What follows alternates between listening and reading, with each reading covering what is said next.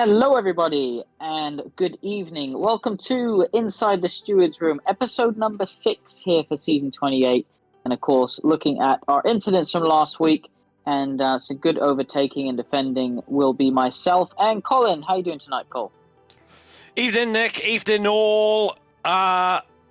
Another Stewards Room stream. I do love these. They are fantastic. But I can't believe we're at round 5 already. How quick is this season going? Round 6 now, actually, yes, as Jess tells me in my ear. Yeah, so we got Colin and I have Jess in our ear. You can't hear her on stream, but she kind of brings up all the video and does everything and prompts us if we miss anything. But yeah, another episode of Inside the Stewards Room obviously gives us a chance to run through the incidents, explain them from a more in-depth view where we can kind of look at the footage and explain it as we're watching the footage, which hopefully helps drivers and viewers kind of understand where we're coming from. Cole, obviously the idea is you might not necessarily agree with us, but at least you can understand how we've implemented our rules and, the fact that we're trying to be consistent and not just making things up as and when. Yeah, and transparent as well, I know I'm biased, but there isn't a league out there that is this transparent on its decision making, and we try to explain it so that you can see the steward's point of view. Alrighty, well, Hungary, obviously a tight and twisty track, Cole. Usually see some drama because obviously there's grass either side of the track in most places. It's obviously quite high speed, so easy to lose the car, difficult to overtake as well. I feel like particularly more on this game than previous games. What do we think that's down to? Just the traction out the last corner? I think so, yeah. I think a lot of it as well, the dirty air is more effective on this game. So it's hard, you get a bit of understeer when you get close to the car, and then you get a bit of oversteer as well. So it's very hard to stay close enough to the driver ahead to have a go. But even so, one of my favourite tracks. I do love racing around Hungary, and I got a good result for a change. Alrighty, well, let's jump into some incidents. So first we're going to see, and try not to get confused here, it's an incident between Mikey and Mike. We'll just make sure we say Mikey when we're referring to Mikey. But we're going to jump on board. And Cole, this was a tricky one, an unusual one, actually, because the incident into turn 1 happened. Was it an incident? Was it not an incident? Well, I guess you could class it as an incident. But then what actually happened is Mikey spun on the curb as Mike was waiting up for him. And therefore a bit of a bizarre kind of situation for us to look at as stewards. Yes, it was. And of course, there's many factors that we look into when looking at an incident. 3 main factors that we ended up then going NFA. So you'll see that Mikey spins on the curb on the exit, and the stewards all agreed that that was a mistake from Mikey and not caused by either Bryn Mike. So we did not take the spin into account for the incident. It looked like either Bryn Mike was going to let Mikey go by the looks of it. He certainly gave him a ton of room on the exit. Now the key thing here, so Mike's gone down the inside, you can see that. Now he does slightly outbrake himself, but if you watch the trajectory of Mikey's car, he is only just off the racing line.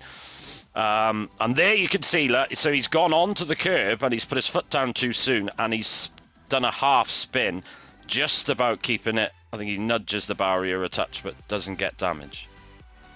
Yeah, I think what's interesting here, Cole, is obviously Mike does brake quite late on the inside.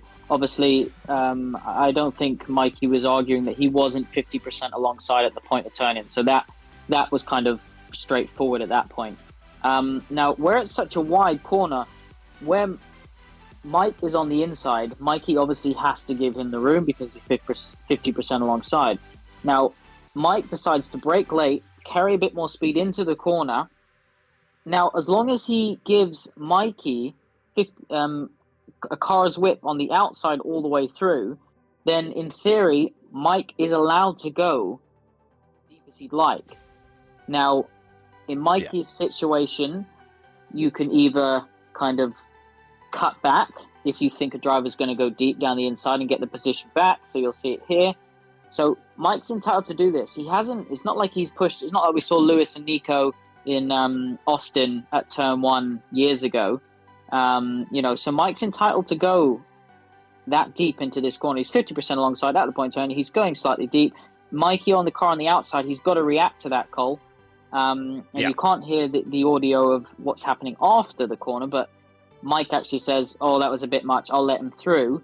But obviously, before he can let Mikey through, Mikey spins it himself, getting the power down on the curb. So, look, I can understand Mikey's frustration within the incident because at the end of the day, he wouldn't have been on the curb and spun had that incident not happened.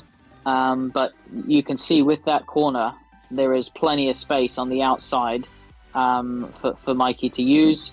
Obviously, Mike coming down the inside, Cole brakes later, but look at all the room on the left. There's plenty of room on the left that Mike leaves. And, in that situation, Cole, had Mikey, hindsight's a wonderful thing, but had Mikey stayed on the outside here, broke slightly earlier, and then got the switch back, I think that probably would have been the better way to go. Yes. I know it's going to sound very arrogant, to be honest, but I'm going to say it nonetheless. That is the only decision that a driver should make in that instance when a driver is on the inside. When a driver is going to come down the inside like that, he is going to run wide slightly. It's simple physics. So, and I did it on Sunday, where you brake that little bit earlier and then get the switch back. But you can see here, this is the key footage for myself here. You can see that Mikey is near as damn it following the racing line and still turning, and he's got a lot of angle on the steering wheel. So he's not allowing Ivor Bryn Mike to run wide at all in this corner. So he's forcing him to use the inside curb. And like we said, Ivor Bryn doesn't have to. He's in the inside. He's 50% alongside. He does not have to hug that apex on that inside curb. As long as he leaves a car whip on his left, basically. Exactly. Then and covered. Mikey, to be honest, should have been half a car length further to the left at this point if he wants to hang it around the outside. But you can see the angle of his car and the trajectory is pretty much going onto the racing line. Alrighty, going back to this is, and we've said it many, many times before, this is all about education as well. And to Mikey, if this happens again and you do the same thing, the same situation's going to happen again and you're going to end up losing a position or spinning again. So it's about learning from the incident and understanding where you can improve, where you can be better, to be more effective in your defending and your re-attacking as well. Yeah, I think another corner that's actually quite similar to this, Cole, is Hockenheim. Is it turn 5 or turn 6 after the long straight, where it's such like a kind of a hairpin corner where you're going down one straight and then there's a hairpin, you're going back up a next one. The car on the inside is always going to, they're not going to hug it round. So the best thing to do in that scenario is kind of stay on the outside, brake a little bit early, position your car because you know the inside car is going to go slightly deep, get on the power nice and early and do the switch back on him. But these the are only all way things to do it in a hairpin. Yeah. You're not going to trying to go around the outside of a hairpin like that is ambitious to say the least. And let's not forget, Ivor Bryn Mike is also going to have DRS down the next straight as well. So you're unnecessarily putting yourself in harm's way when Ivor's going to get the DRS down the next straight anyway. All right, well, let's move on to the next one. We've only got 3 incidents this week, which was nice. So we'll feature all 3 of them. So let's jump over to the P2 tier between Cam and Nicholas. Now, unfortunately, we don't have Cam's POV for this, which, Colt, I would just like to add, when there's only one POV, we can only use that footage to determine who's at fault. So if we're not 100% sure of, in this instance, what was Cam doing? Was there something that, caused him to be in the position he was in or whatever? Then, we could look at his footage and go, but where we can't look at his footage, we have to take it as it is on Nicholas's point of view here and go, look, it's 100% Cam's fault. Yeah, exactly that. So he did record it, but it corrupted. And he showed us that it being corrupted as well, that you could see it was saved, but he just got a black screen, unfortunately. But Cam's very generous here on the entry. So Nicholas now, there's the point of turn, and Nicholas does go for it. Cam sees him come in and thinks, well, I'm going to get hit here if I'm not careful, so I will leave a bit of space. And then Cam doesn't realise where everyone is, looking at his MFD, etc., and drifts towards Nicholas, and Nicholas goes into the barrier. And so we used our stewarding parameters, red wing damage, so that was 20-second time penalty to Cam. Yeah, pretty easy one. As we said, had we saw Cam's footage and it would have showed maybe a reason for what was happening, then we might have looked at was this 100% Cam's fault, etc., etc. But we only had this footage to go on, and as I'm sure everyone will agree, based on this footage, and I think Nicholas even said in the chat afterwards, like, what happened, Cam? Like, I know you're not a bad racer or anything like that, so there must have been something to make you kind of squeeze me in this section of the track. But nevertheless, as you said, we went to the parameters, and it was pretty straightforward in terms of what the penalty would become. Yeah, exactly that. And so that was obviously applied for that Hungarian race as well. Bit unfortunate for Nicholas because he was having a very good race. Alrighty, well, our next one is between Nightclear and Reaper. So Jess will bring us some footage. I think we got both POVs for this one, Jess? No, just Nightclear. Okay, so just the Ferrari. Cole, so talk us through this one. Yeah, so you can see the drivers now, they're headed towards the chicane, which is a very, very difficult place to overtake at the best of times. And there you can see Reaper goes for a move, but there's no way that he's 50% alongside. And then there's contact with Nightclear. Nightclear, you can see how many positions. So there you can see, that's a good point, actually, where you just paused it there, Jess. Nightclear's turning in, and you can still see the Red Bull in his mirrors, showing that he's not 50% alongside.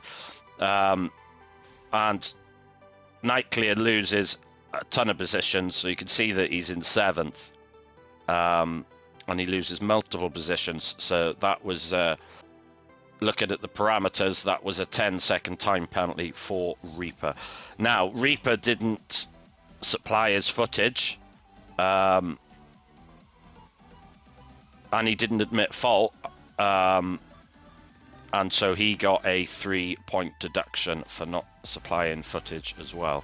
So just a reminder to all drivers, please record your footage. My advice to you is, obviously it depends on how good your internet is to stream your footage on YouTube or Twitch, and then at the end of the session also save it just in case. And that's what both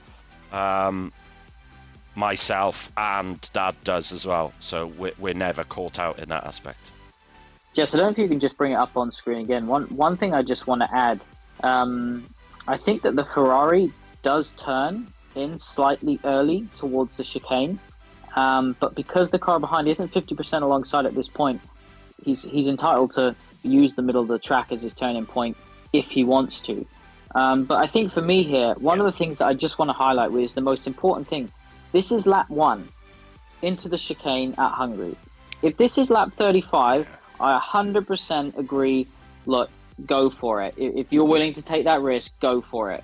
But this is lap 1 of 35. Why are we trying moves like this into the chicane on lap 1? There's just too much to lose and not enough to gain. And here's a prime example of that. Yeah, exactly that. You know, it's all about playing the percentages.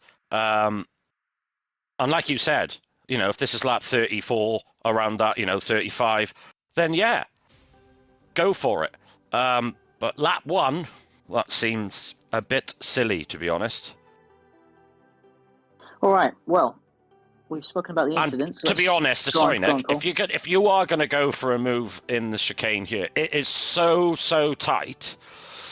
You've got to have a considerable amount of your car alongside to even attempt it. And you've got to give the biggest trick here, and Dad does say this, and I do agree with him, you've got to let the guy know that he's there, you know? And I think this is the key thing here, is that Night Clear... You can't outbrake someone into the chicane, can you? The only way you would outbrake him is if you didn't brake, basically, and just forced your way deep so that the car on the outside just couldn't turn in because it's so tight. If you're going to overtake into chicane, you've got to get such a good run out the previous corner that you're alongside. And even still, if you're on the inside, I would say at this chicane, you're going to even want to be ahead if you're actually going to get the move done. I would say the only way that, you know, that's seriously possible without serious risk is if the driver ahead makes a mistake. So you've got a huge run on him heading into that chicane. Alrighty, well, let's jump over to some good examples. And, you know, I don't always enjoy praising J. Cole due to, you know, previous antics with myself on the racetrack. But we're going to start with him overtaking both RBs, Cole, as I think it was down the main straight. Oh, let's have a look. So I deliberately don't watch these. So I like to get my initial reaction with you guys. So you can see that J. Cole's in the pit lane. He's changing his tyres. He's coming out on fresh tyres. But let's not forget, they are going to be cold at this stage, so he's not going to have a ton of grip. So he's got to be a little bit smart. And there you can see a ton of cars overtaking. I'm not sure this is the right clip, Jess. Oh, there's me, look.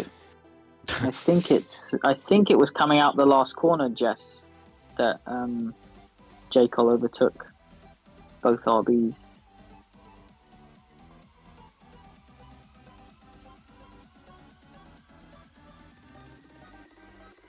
Because I can't see any RBs anywhere. Hold on.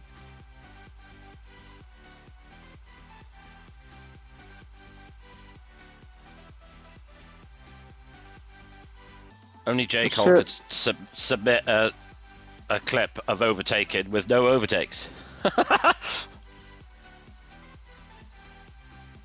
I'm sure it was Jess is coming just on trying to find it now. Coming onto the main straight, and I'm sure it was both RBs that he overtook on the side. We're getting there, peeps. We're getting there.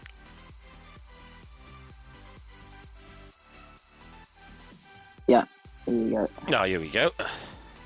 Yeah, I'm sure this is it. Yeah, so you can see the two RBs in 9th and 10th place.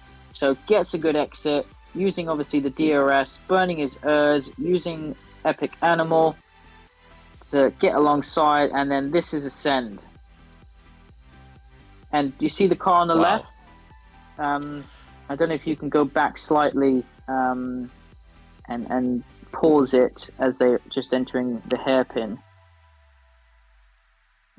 Yeah, turn 1, if you can pause it there, Jess. So Rob, I mean, fair play to Rob, because this is Ascend, right, Cole? This isn't 50% alongside at the point of turning. This is a forced to get there at the apex. And Rob, on the outside, fair play to him, giving him plenty of room when perhaps he could have kind of turned into that corner a bit blindly and been hit, and it probably would have been Jayco's fault. Yes, yeah, because of course he's coming back from a long way, so J. Cole's reliant here on Robite being aware that he's coming. But he does do a fantastic move. Robite, this is another a maneuver that requires both drivers to be fully aware, and alert to the situation. And of course, dive bombs, they're not banned within the rules. It specifically says on the terms and conditions of the racing rules that they're not banned, but they must be done in a controlled manner. And if you do it and you cause an incident, then don't get upset when you get a penalty, Exactly. Yeah, exactly that. All right. So yeah, great move there by J. Cole. So the next one that we're going to go on to is between Mikey and Jess. And I think we got both POVs for this one. Yeah. Cool. So I think this is into turn one as well. So obviously a bit of contact there to start with. Between, I think what was that, Jess and Quinn. And then down the inside, Mikey sends it. Jess gives him room on the inside and able to go side by side. And then you can see Jess also again. Look, Jess is giving him room on the inside there. What's that, turn 3? Yes. Or 2? Does it count as 2 or 3? Oh, God, good question. Anyway, Jess gave him room, and look, she hasn't lost the position. So it just shows you that you don't need to go, oh, well, no, he didn't warrant space. He wasn't further enough alongside.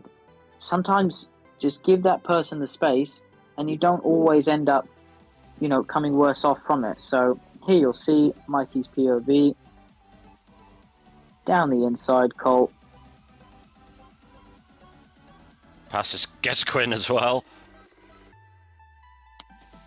On the inside, lovely.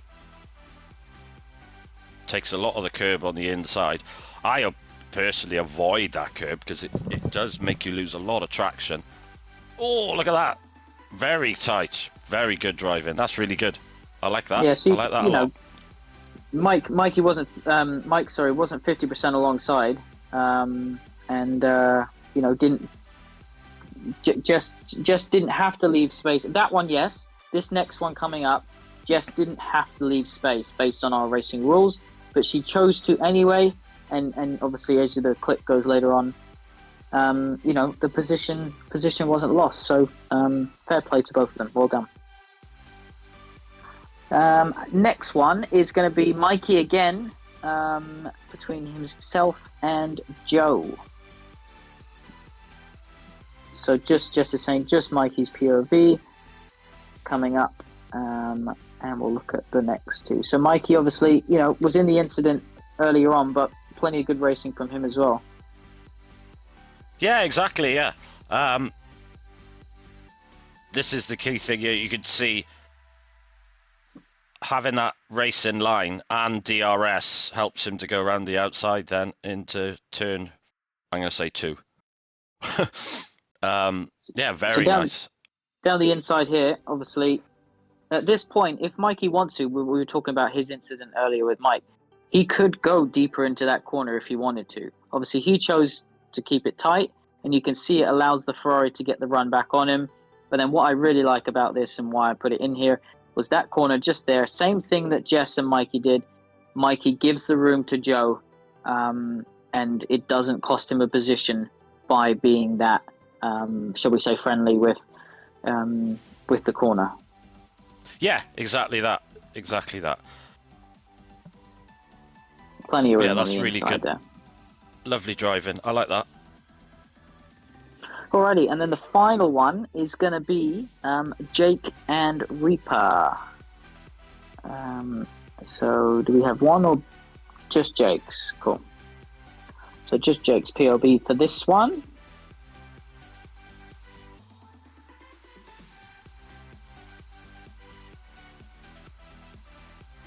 Okay, so So it's turn 1 again, Cole. Obviously, we mentioned that it's pretty much the only place to get the job done. Yeah. So you can see Jake here now decides not to defend, but does a little bit late, but just about safe. There you go. Leaving room on the exit. Now, Reaper will have DRS into this corner. Plenty of space left. Oh, look at this. We're still side by side. That's tremendous. Yeah, sorry, I'm a bit delayed watching it. So, but that's lovely to get. I mean, because what's that? Side by side, around 3 corners in a row. Tremendous. Yeah, I mean, coming down the straight, obviously he's got the rear through. He sees the Red Bull's going to go to the inside, and he moves into. I'd probably say it was just in time. I don't think it was a reactionary move. I think he's gone to the inside. And the fact that the Red Bull was able to switch to the outside pretty easily shows to me that I don't think the Mercedes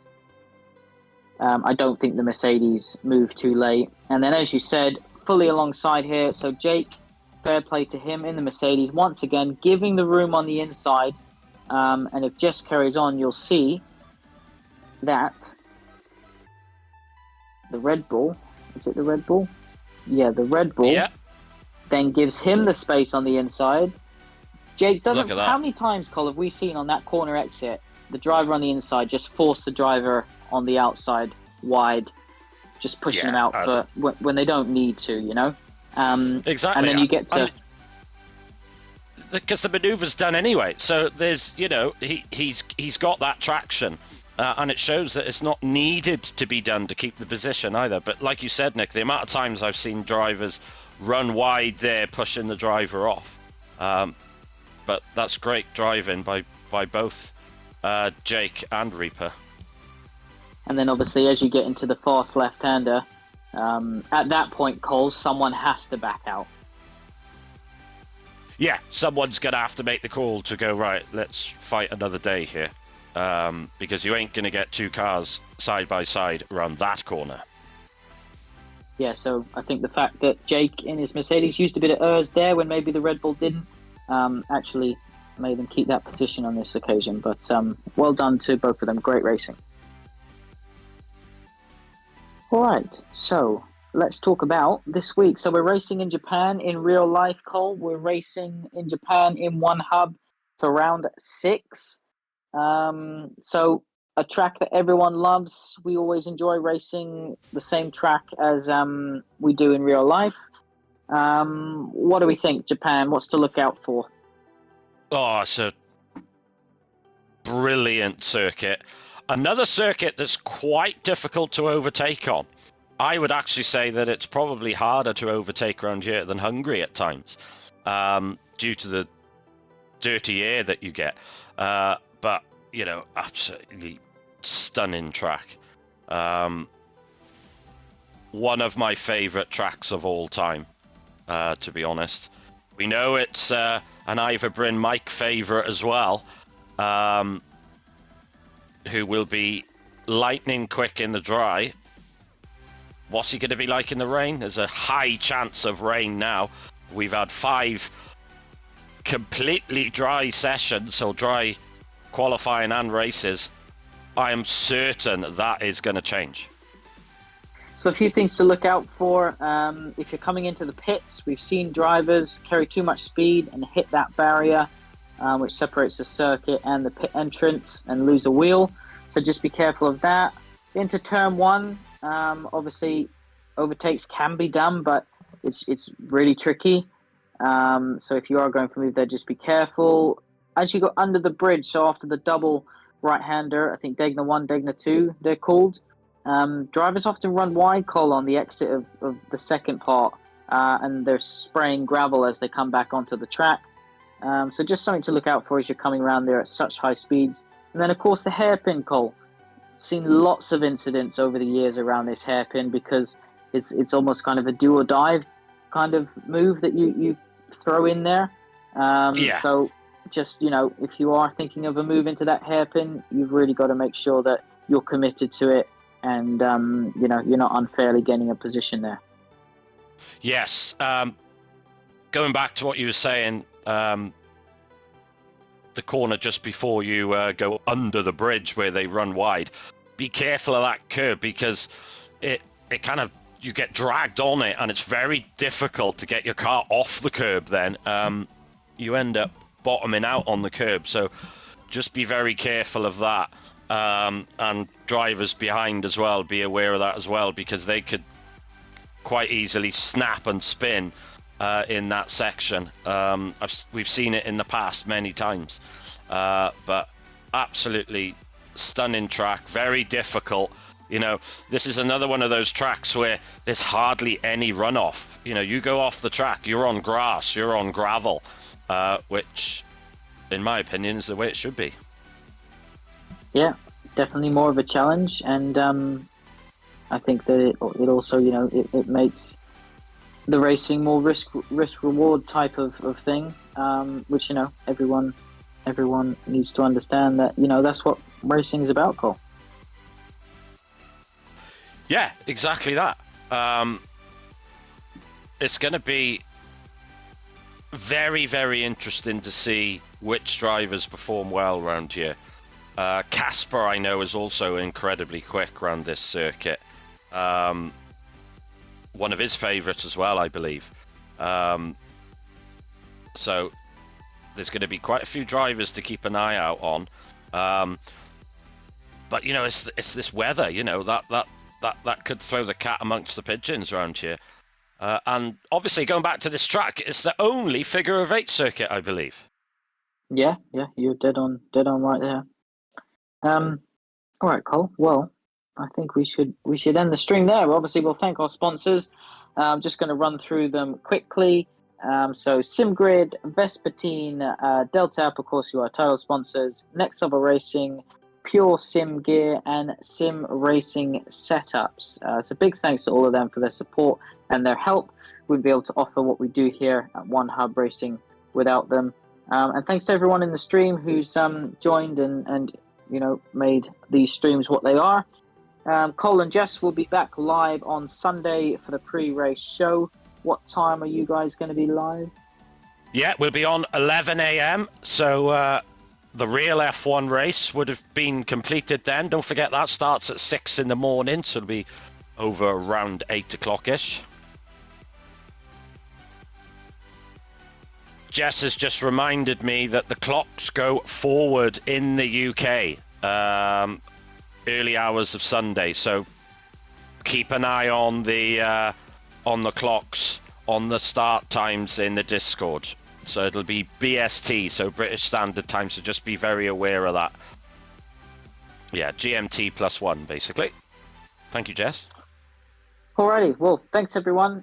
Thanks, Jess, for being in our ear, and Cole, thanks for joining me as always. Hope everyone enjoyed, and we will, of course, be back. We won't be back next week, next Friday for the Stewards show, because it's a break week, because it's Easter weekend here in the UK. So it'll be the Friday after that we will be back. So yeah, thanks everyone. Hope you enjoyed, and good night. Good night, all. See you Sunday morning.